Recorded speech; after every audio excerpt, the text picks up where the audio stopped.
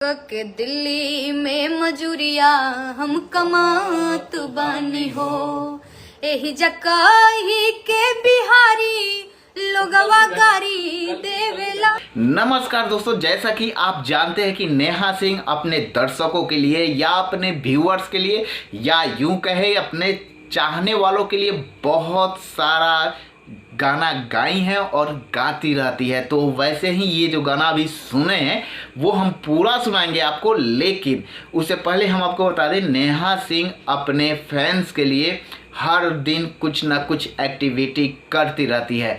तो अभी जो है नेहा सिंह अपने फैंस के लिए ये गाना लेकर आई है जो कि बहुत ही अच्छा लग रहा है दर्शकों को। तो हमने सोचा है कि ये गाना आपको भी सुना दे। तो चलिए हम सुनाते हैं नेहा सिंह का ये गाना। उससे पहले दोस्तों हम आपसे कहना चाहते हैं हमारे चैनल को सब्सक्राइब कर ले और प्यारा सा बेल बटन दबा दे ताकि मेरा हर वीडियो आप तक पहुंचता रहे। तो चलिए वीडियो को शुरू करते हैं और सुनाते हैं नेहा सिंह का ये गाना। के दिल्ली में मजूरिया हम कमात बानी हो, एही जकाही के बिहारी लोगवा गारी देवेला। हाँ मैं बताऊंगी। ओ यही जकाही के बिहारी लोगवा गारी देवेला। हउए जवन सब्जी तरकारी देवेला।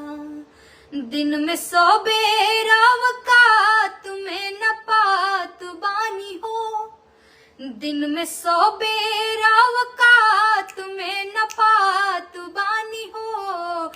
के दिल्ली में मजूरिया हम कमात बानी हो, दिल्ली में मजूरिया हम कमात बानी हो। भैया हाई हम बिहारी बहरा जात बानी हो, भैया हाई हम बिहारी बहरा जात बानी हो।